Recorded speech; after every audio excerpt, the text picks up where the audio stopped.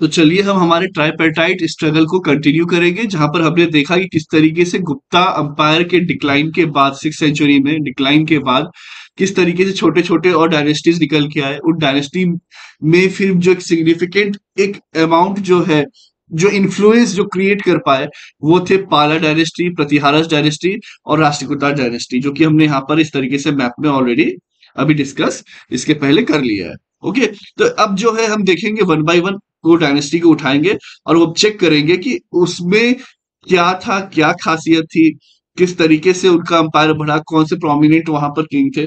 सब कुछ जो है हम डिस्कस करने वाले हैं। इसकी इकोनॉमी कौन सी थी, तो एग्रीगेरियन थी, है ना, एग्रीकल्चर रिलेटेड थी। ये सब जो है हमें यहाँ पर याद रखना है, काफी इंपॉर्टेंट हो जाता है for the prelims point of view. Okay, अब देखिए, जो पाला डायनेस्टी की अगर हम बात करें, यहाँ पर जो है ये रहा पाला डायनेस्टी। इसी की जब हम बात करें तो आपको ये धीरे धीरे मैप जो है बढ़ते हुए भी दिखेगा आगे। ये जो पाला डायनेस्टी है, ये स्टेब्लिश्ड बाय गोपाला। गोपाला ने की थी 750 एडी में। कब की थी? 750 एडी में। तो इंपॉर्टेंट है, remain the dominant force from the 8th to 12th century, लगभग 400 ईयर्स के आसपास जो है कि ये डोमिनेंट फोर्स रहा। ठीक है, ऐसा नहीं कि सबसे बड़ा पावर था, कि डोमिनेट की जिसका एक ये होता है ना, दम होता है कि हाँ ये फोर्स है।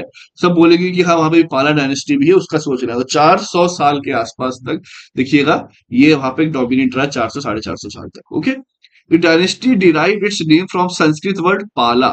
तो संस्कृत वर्ड जो है पाला वहां से आया, मीनिंग प्रोटेक्टर, कि जो सबकी रक्षा करते हैं। Okay, which was a common suffix in the name of the rulers. तो इसलिए रूलर्स के आप देखिएगा नाम में भी वहां पे आपको दिखाई देगा, धर्मपाला, गोपाला, इस तरीके से आपको वहां पर दिखा देगा पाला डायनेस्टी में, ये जो एक तरीके से प्रोटेक्टर्स रहते हैं।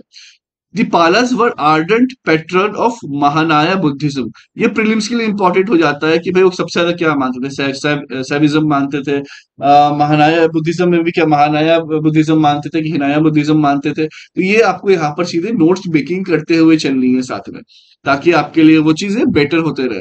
The more you will work on your own, वो आपके नोट्स वो आपको बहुत ज्यादा हेल्प करेंगे।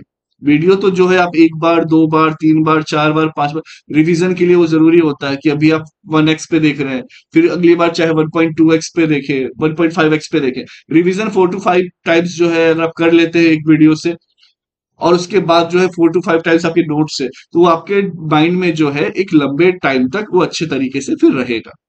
ओके, जिससे गलती के चांसेस कम होंगे, एक्यूरेसी अच्छी होगी, प्रीलिम्स में भी मार्क्स अच्छे आएंगे। और मेंस के लिए भी जो है प्रॉपर सब इस स्ट्रक्चर बना दिया जाता है, कि पालाज में क्या है, फिर प्रोमिनेंट लीडर्स क्या है, मैप भी आपको बता दिया जाता है, किस तरीके से आपका मेंस आंसर राइटिंग भी प्रॉपर वे में चलता रहे। Okay, There Reem saw the construction of numerous Mahaviras, stupas, temples, forts, chaityas. Obviously बात है, ये सब बनेंगे चैत्याज वगैरह, ये देखिए बुद्धिज्म को ज्यादा वहां पे वो मानते थे, तो इस तरीके से आपको महावीरास, स्तूपास, ये सब दिखाई देंगे। ठीक है, contributing significantly to India's architectural and cultural heritage. तो आर्किटेक्चर वाइज और कल्चरल वाइज जो है काफी ज्यादा यहाँ पर सिग्निफिकेंट, यहाँ पे इनका योगदान रहा है। ठीक है, Sanskrit, Prakrit and Pali were the primary languages used during their rule. तो कौन कौन से थे? प्राकृत, पाली और संस्कृत। देखिए उस समय जितने ज्यादा ये यूज थे, आज के टाइम में संस्कृत कुछ लोग बस जानते हैं, बोल पाते हैं, बोलना तो बहुत ही कम है, जानते कुछ है। प्राकृत और पाली में तो किसी को आप बात करते हुए आज के टाइम में देखेंगे ही नहीं। तो ये बहुत बड़े मेजर कंसर्न्स होते हैं, जो कि समझने वाली बात है, कि हम सिर्फ इसलिए ना लड़े कि हम, है ना, आपको कंजर्व करना किसी भी चीज को क्यों जरूरी है। अगर आज के टाइम में आप सोचिएगा कि इंसान ही 800 करोड़ क्रॉस हो गए हैं, तो अब हम सब अगर सिंगल रहे, शादी ना करें, बच्चे ही ना करें, 100 साल के अंदर पूरी इंसानियत ही खत्म हो जाएगी। समझ रहे हैं बात को? तो हर चीज को कंजर्व करना बहुत जरूरी है। तो आप ये एग्जांपल दे सकते हैं सीधे इंटरव्यू में बैठे बैठे, मगर सर जब बहुत सारी चीजें हमें से लगती हैं, आज हम देख सकते हैं जापान में क्या हो रहा है, बाकी कंट्री में भी क्या हो रहा है, इतनी एजिंग हो गई है, पॉपुलेशन नहीं है, तो वो सब, तो ये बहुत कंसर्न है कि अगर ये सोच सबके साथ हो जाए तो सेम, तो कंजर्व हर चीज को करना जरूरी है। इट्स नॉट अबाउट आप हिंदी कंजर्व ना करें, इट्स नॉट अबाउट आप तमिल ना करें, इट्स नॉट अबाउट आप मराठी ना करें, आप मैथिली ना करें, आपको हर चीज को कंजर्व रखना है। ये नहीं सोचना कि अरे वो तो बहुत ज्यादा है ना। प्रोमिनेंट रूलर, इसका आप जीता जाता एग्जांपल दे सकते हैं। देखिए, हर चीज से मैं कनेक्ट करके यहाँ पे इसलिए बताता हूँ कि ताकि आपका एक जो विजडम है, वो समझ जो है वो आपके साथ रहे। अदरवाइज ये पीपीटी दे देना, बुक से पलट के पढ़ लेना, वो तो आप कर ही लेंगे, लेकिन फिर इससे क्या एग्जैक्टली क्या फायदा होगा? क्यों कोचिंग्स, क्यों बाकी चीजें, वो जरूरी हो जाता है। जिसे अब यहाँ पे ये किसी ने बोल दिया रियल टाइम एग्जांपल, अच्छा एक देके बताइए, आपकी बात तो सही लग रही है। तो आप ये कह सकते हैं कि कंजर्व करना ये कि सर हमें बाकी सोसाइटी को अगर कास्ट वाइज अभी ना देखें, हम इकोनॉमिक वाइज ही देखें कि हमें रिजर्वेशन देना है, बाकी देना है अपलिफ्टमेंट के लिए। एक कास्ट से अलग होता है ना, मैं आपको फिर से समझा रहा हूँ। लेकिन अगर आपको ये करना है तो आपको ये भी दिमाग में रखना चाहिए था कि हाँ, जो फॉरवर्ड क्लास है उनपे इकोनॉमिक ऐसा इम्पैक्ट कुछ ना पड़े, उनके लिए भी पॉलिसीज आती रहे। रिजर्वेशन की बात नहीं है, सिर्फ पॉलिसीज आती रहे कि उन्हें कभी रिजर्वेशन की जरूरत ही ना पड़े। बट आजादी के 70 साल बाद, 75 साल बाद क्या हो रहा है, उन्हें भी ईडब्ल्यूएस इकोनॉमिक वीकर सेक्शन में डाल दिया गया। मतलब आपके पास जो अच्छा है उसे भी कंजर्व करना है, वो चीज समझनी बहुत जरूरी है। चाहे वो इकोनॉमिकली रहे या चाहे फिर कैसे भी कल्चरली वो बात रहे। ठीक है, तो ये जो है यहाँ पर इस तरीके से आप जब कनेक्ट करके सोचिएगा तो वो आपके लिए काफी ज्यादा सही हो जाएगा। तो आपको लगेगा कि yes, all subjects are interconnected only, है ना। प्रोमिनेंट रूलर्स की अब अगर बात करें तो पाला डायनेस्टी जो है वो लगभग आपका मेन कहाँ से स्टार्ट हुआ है? आपका ये बंगाल बिहार, ये पिछले प्रीवियसली जो है आपसे डिस्कस किया ही हुआ था। ये सब जो है बंगाल बिहार के एरिया से from 8th century to 12th century गोपालन जी ने जो है यहाँ पर ये क्या किया था, फाउंड किया था। Okay, Gopala leadership brought stability to the region, laying the foundation of a powerful empire. देखिए, जहां भी स्टेबिलिटी आएगी वही पावरफुल कहलाएगा। ये स्टेबिलिटी है, वहां पे कोई और टेंशन नहीं है, अपने बस लाइवलीहुड का सोचना है और ये सोचना है। तो पावरफुल नेशन या फिर पावरफुल डायनेस्टी तब होती है जब स्टेबिलिटी आती है। वरना कोई भी आ रहा है बाद में लड़ रहा है, ये कर रहा है, तो आज वो बहुत प्रॉब्लमेटिक होता है। देखिए, चाइना भी इंडिया से डायरेक्ट नहीं लड़ता। अब देखिए, फिर से आपको लगेगा कि सर क्या एग्जाम्पल ही बस देते रहते हैं। आपने देखा है चाइना ने क्या किया, यहाँ पे प्रॉब्लम क्रिएट कर दी। फॉर इनके पास क्या था, फॉरेस्ट रिजर्व खाली था, पूरे बैंक हो चुके थे। बांग्लादेश में दिक्कत क्रिएट कर दी, नेपाल में दिक्कत क्रिएट कर दी, पाकिस्तान में तो कर ही देते हैं। इसके बाद जो है इधर आपका मालदीव्स वगैरह में भी की है, हर जगह है ना। तो ये आसपास में डायरेक्ट हो रहे हैं क्योंकि वहां पे उतनी स्टेबिलिटी नहीं है। तो इंडिया जो है ये सब अनस्टेबल से घिरा जरूर हुआ है लेकिन स्टिल स्टेबल है। बट इंडिया हमेशा कोशिश करता है ना, कि आपने देखा होगा अभी हम करंट अफेयर्स में भी कवर अप करते रहते हैं हमेशा कि किस तरीके से $4 बिलियन का यहाँ पे हेल्प की, फाइनेंशियल, किस तरीके से जो है यहाँ पे मालदीव भी रहे तो फर्स्ट रिस्पॉन्डर की तरह वैक्सीन मैत्री से लेके हर जगह हेल्प की, है ना। तो यहाँ पे किस तरीके से सबको फाइनेंशियली हेल्प करते रहता है भारत। अफगानिस्तान की भी बात की जाए तो हमेशा जो है यहाँ पर पार्लियामेंट बनाने से लेके वहां का हर तरीके की हेल्प, गेहूं पहुंचाना, सब करते रहता है ताकि वहां पे स्टेबिलिटी बनी रहे। ओके, तो लेकिन जब आप स्टेबल है तो डायरेक्ट चाइना जो है नेपाल के पास आके हंगामा करेगा, भूटान सीधे इंडिया से पंगा लेना पसंद नहीं करेगा। तो हम कह सकते हैं यस, वी आर स्टेबल। तो वो जो है काफी इंपॉर्टेंट होता है स्टेबिलिटी, पावरफुल अंपायर बनने के। जब हम जितने स्टेबल है, आसपास से दिक्कत हो रही है, इसका मतलब है कि yes, we are on the right track. आने वाले 10 से 20 सालों में जो है हम एक सुपर पावर बन के निकलेंगे। His successor Dharmapala significantly expanded the Pala umpire. तो ये जो है Dharmapala significantly expanded the Pala umpire, establishing dominance over much of the modern northern India. ये सब जो है नॉर्दर्न इंडिया ही का पार्ट है ना। तो ये इसलिए यहाँ पे बात की जा रही है। अब इसमें जो मेन क्या है, ये पैट्रॉन थे बुद्धिज्म के। ओके, कौन से बुद्धिज्म के थे अभी आपको बताया है, नहीं याद हो तो वापस रिवाइंड करके देखें। Instrumental in founding renowned institutions such as Vikramshila, Nalanda universities. तो ये सब यहाँ पे बना है, विक्रमशिला से लेके नालंदा यूनिवर्सिटीज। तो जलाया किसने था? अच्छा, इस पे एक जगह है बख्तियारपुर, किसके नाम पे है? वो सब थोड़ा गूगल करके पढ़े तो आपको समझ में आएगा। तो क्या ऐसे लोगों के नाम पे जो यूनिवर्सिटीज जला रहे हैं, क्या उनके नाम पर कोई जगह होनी चाहिए? है ना, ये आपका खुद की सोचने वाली बात है। तो वो जो है यहाँ पर इस तरीके से मेंटल टॉर्चर किया गया था। अब आपकी जो संस्कृति है जला दी गई। सबको यहाँ पे हिंदू मुस्लिम लगता है कि अगर हम लेकिन यूनिवर्सिटी की बात करते हैं तो बुद्धिज्म से रिलेटेड था, शायद वो और फ्लरिश करता। तो आप जो है कहीं ना कहीं दूसरे फ्लरिश जो कर सकते थे उसके थॉट्स को, आप उसके नॉलेज को इस तरीके से खत्म कर रहे हैं, है ना। साइंटिफिकली भी काफी आगे बढ़ चुके थे ये सब यूनिवर्सिटीज। ओके। तो अब ये जो पाला सन है, देवपाला, उन्होंने फर्दर स्ट्रेंथन किया अंपायर को। तो ये याद रखना, extending its territory into Assam, Orissa and part of central India. देख सकते हैं, है ना? ये काफी ज्यादा धर्मपाला ने यहाँ पर एक्सटेंड किया है। ओके, आई बात समझ में? इधर तो था ही, ये सब एरिया में तो थे ही, लेकिन बाकी जो है ये सब भी एक्सटेंड किया है काफी। Despite periods of weakness, rulers like Mahipala I managed to revive the empire. तो बीच बीच में वीक पीरियड आया, बट महिपाला जो थे उसके बाद उन्होंने भी काफी रिस्टोर किया। द लास्ट सिग्निफिकेंट रूलर जो थे रामपाला, उन्होंने जो रिगेन की लॉस्ट टेरिटरीज। अब होता क्या है कि देखिए, एक रूलर आया जैसे गोपाला, उन्होंने तो स्टेब्लिश किया। अब एक आ गए वहां पे, अगर आप देखेंगे उसके बाद धर्मपाला, उन्होंने काफी ज्यादा बढ़ा दिया। बढ़ा तो दिया, बट उसके बाद कुछ उनके डेथ के बाद कुछ ऐसे टाइम आ गया कि वो डिसइंटीग्रेट होने लगे, प्रॉब्लम्स क्रिएट होने लगी। तो फिर उसके बाद जो है अब महिपाला जो थे, उन्होंने मैनेज किया ये सारे हर्डल्स को, अब फिर से यूनाइट कर दिया। चीजें वही जरूरी नहीं होती ना कि आप और कितना बढ़ते हो, कभी कभी वही हालात खराब होते हैं तो आपको आपको वहां पे ध्यान देना पड़ता है। तो इट डजेंट मीन कि वो जो है राजा बुरे थे, है ना, कि उन्हें और एक्सपांशन नहीं किए, उन्होंने उसे संभाला। तो वो भी एक चीज यहाँ पे आपको समझने वाली बात है। इसके बाद जो है लास्ट जो रूलर थे रामपाला, जो मेन जो थे, उन्हें रिगेन की लॉस्ट टेरिटरीज। कुछ लॉस्ट हो गई तो उन्होंने रिगेन करके लाई, लेकिन उनके डेथ के बाद कहीं ना कहीं जो उन्हें फोर्स मेहनत के साथ जो बाइंड करके रखा हुआ था, वो ग्रेजुअली वीकेंड हुआ और eventually thrown out the by the सेना डायनेस्टी। तो फिर सेना डायनेस्टी आई, उन्होंने जो है बाद में थ्रोन आउट कर दिया, ठीक है, बाहर निकाल दिया। आई बात समझ में? तो ये इस तरीके से यहाँ पर आपको ये क्रोनोलॉजी याद रखना है।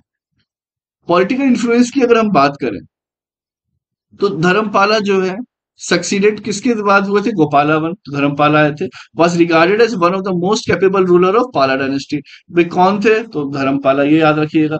ब्रिलियंट मिलिट्री स्ट्रेटेजिस्ट थे, काफी उनकी स्ट्रेटेजिस्ट काफी अच्छी होती थी, इसलिए वो अपना अंपायर इतना बड़ा कर भी पाए थे, कंकरिंग मल्टीपल स्टेट्स। ओके, बाकी हम देख ही सकते हैं ये सब एरिया में क्या था, काफी ज्यादा वेपन्स वगैरह अच्छे थे, आयरन वुड्स अच्छे थे। हमने एंशिएंट हिस्ट्री में कवर किया ही है, मगर हम जो किस तरीके से बड़ा हुआ था वहीं से, तो आपको ये भी समझ में आएगा कि हाँ, ये सेम वहां पे भी हेल्प मिली ही होगी। तो his reign marked by military and administrative prowess, कि बहुत ही जो है अच्छे थे मिलिट्री एंड एडमिनिस्ट्रेटिव में, जो कि लास्ट लगभग 30 साल तक वो करते रहे, making him one of the longest ruling पाला किंग। ठीक है, सबसे ज्यादा आपका लॉन्गेस्ट रूलिंग कौन है पाला किंग? वो थे आपके Dharmapala. His son successor Devapala continued the dynasties expansion with equal vigour. तो इन्होंने भी काफी ज्यादा जो है बढ़ाया, और फॉर्मिडेबल वॉरियर, बहुत ही जबरदस्त वॉरियर थे।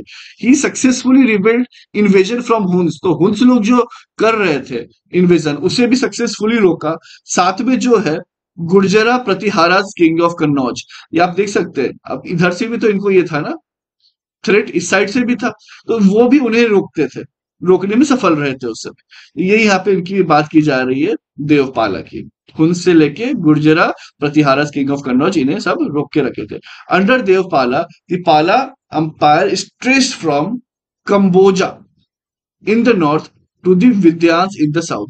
ये सीधे हम नोट कर ले, प्रीलिम्स के लिए भी काफी इंपॉर्टेंट हो जाता है। कंबोजा नॉर्थ से लेके विद्यांस साउथ तक, ठीक है, ये आपको कंबोजा दिख रहा होगा। ओके, ठीक है। His reputation even reached Sumatra. तो सही, सुमात्रा वो इंडोनेशिया उधर जो है वहां भी पहुंच गए थे, as evidence of diplomatic envoys sent to his court. ठीक है, तो कहीं ना कहीं समुद्र के पेस इसमें भी आप देखेंगे तो काफी अच्छे थे। तभी तो वहां पे हम बात कर रहे हैं कि सुमात्रा तक भी जो है यहाँ पे ये पहुंचे हुए हैं। However Devapala death marked the beginning of the पाला डायनेस्टी डिक्लाइन। इनके डेथ के बाद कहीं ना कहीं पाला डायनेस्टी में डिक्लाइन आने लगा।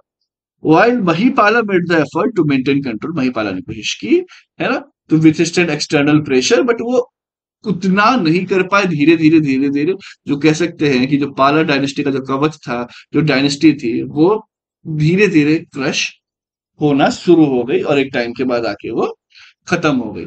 ठीक है, इसके बाद जो ओवर द टाइम अगर देखा जाए, तो पाला डायनेस्टी जो है struggled against neighboring kingdoms, leading to the gradual disintegration of their once mighty empire, पहले जो बहुत बड़ा अंपायर था वो धीरे धीरे कहीं ना कहीं डिसइंटीग्रेट होना चालू हो गया। पॉलिटिक एंड एडमिनिस्ट्रेशन वे में अगर हम देखें, ये भी बहुत इंपॉर्टेंट हो जाता है कि आप किस तरीके से, वो आपसे पूछ देंगे कि अच्छा विषयास, मंडल्स एंड भुक्तिज किस डायनेस्टी से रिलेटेड है, तो भाई पाला डायनेस्टी से, क्योंकि भुक्ति में इसका मतलब प्रोविंस होता था, जैसे कि इंडिया में मध्य प्रदेश पकड़ लीजिए, एक प्रोविंस है।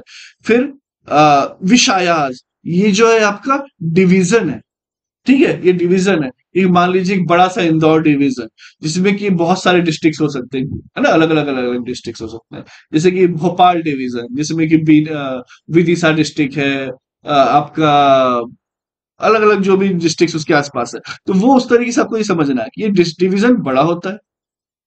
ओके। इसके बाद जैसे कि बिहार में देखिए समस्तीपुर डिवीजन है, तो वहां पर दरभंगा डिस्ट्रिक्ट है, मधुबनी डिस्ट्रिक्ट है। तो ये सब जो है आपको समझना है। मंडल्स जो है डिस्ट्रिक्ट कहा जाते थे, विषयास को डिवीजन कहा जाता था, अभुक्तिस को प्रोविजन। ये प्रीलिम्स के लिए भी इंपॉर्टेंट हो जाता है, इस तरीके से डिवाइड किया जाता है। ओके। इसके बाद जो पाला है, ये सब टाइटल्स कौन लिया करते थे, ऑफन भी खुद को है इंपेरियल टाइटल्स भी दिया करते थे।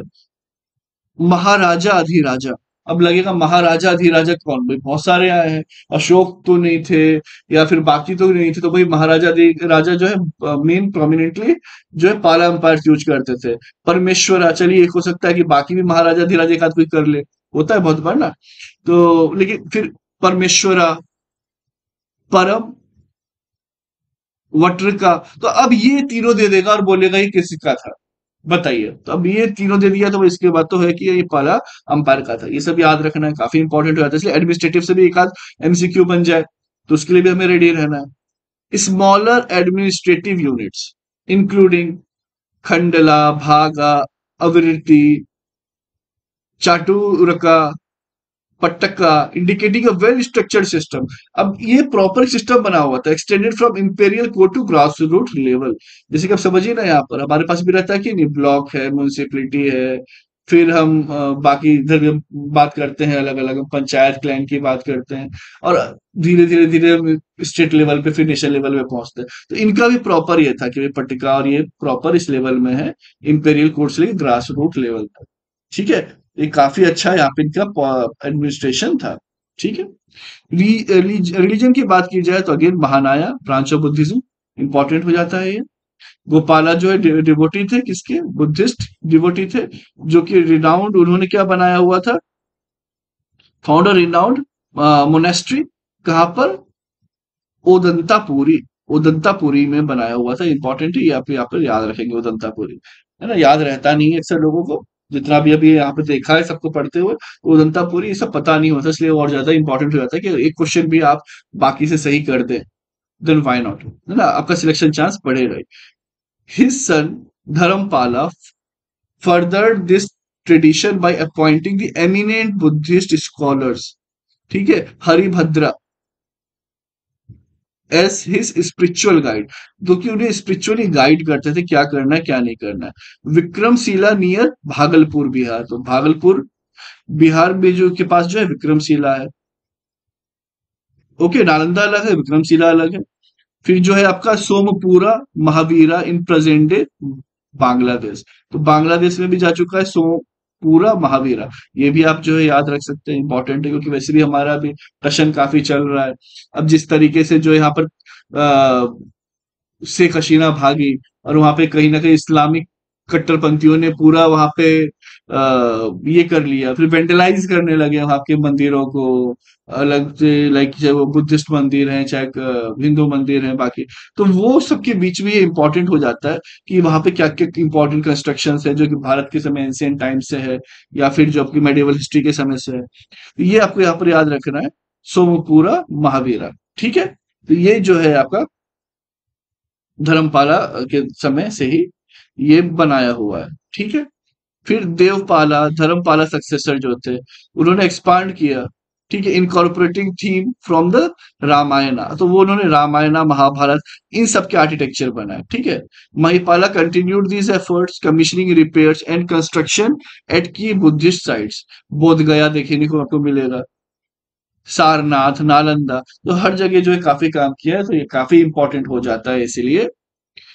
ठीक है, पाला डायनेस्टी आई बात समझ में, ये जो है आपके बुद्धिस्ट के रिलेटेड भी है, काफी ज्यादा इंपॉर्टेंट है। अब ये पूछ देगा कि कौन कौन सी ऐसी डायनेस्टी है जिसमें काफी अच्छा काम किया गया है बुद्धिस्ट से लेकर रिलेटेड, तो वो आपने पढ़ा ही हुआ है, भाई जो जो रहेंगे वहां पे आपको टिक मार देना है। भाई अशोका ने भी सोचा है, ठीक है, तो मौर्यन एम्पायर भी आ जाएगा, तो बाकी इस तरीके से जो है आपको दिमाग में वो चीजें रखनी है। वाइल अर्ली रूलर्स जो थे वो सपोर्ट करते थे बुद्धिज्म को, लेटर पाला जो थे उन्होंने भी एम्ब्रेस किया था रिलीजन प्लूरलिज्म, मतलब वो सबको सपोर्ट करते थे, ऐसा नहीं है ना कि सब एक को। तो उन्होंने एक्सटेंडेड किया था पेट्रोनेज यानी सपोर्ट अपना सेव्य और ब्राह्मणिज्म को। ठीक है, तो आप शिव जी का आप देख सकते हैं, like Vishnu ji, Shiv ji, goddess Saraswati, reflecting a syncretic culture and religious involve, काफी अच्छा इन्वायरमेंट था, है ना। तो इंडिया जो है, भारत जो है, हिंदुस्तान जो है, वो हमेशा से जो है एक सेक्युलर पद्धति पे ही चलते आया है ना। ये यहाँ पे सब बाकी जगह आप देखिएगा, मेसोपोटामिया से लेके जितने भी वहां पर थे अलग अलग सिविलाइजेशन रहा है, सब खत्म हो गए, सब खत्म हो गया वहां पे। अब आज के टाइम में जो है आपको बेसिकली एक ही रिलीजन दिखाई देगा, तो पूरा जो डाइवर्सिटी वहां पर वो चीज खत्म हो गई। ओके, बट यहाँ पे जो है वो आप देखिएगा मिक्सअप रहा, कि शुरू से ही कल्चर ये सीखी दी गई है कि सबकी इज्जत करनी है, किसी को यहाँ पर फोर्स नहीं करना है। ओके, ठीक है। लिटरेचर की अगर बात की जाए तो जो सपोर्ट करते हैं numerous Sanskrit and Buddhist scholars, many of whom also served as royal officials.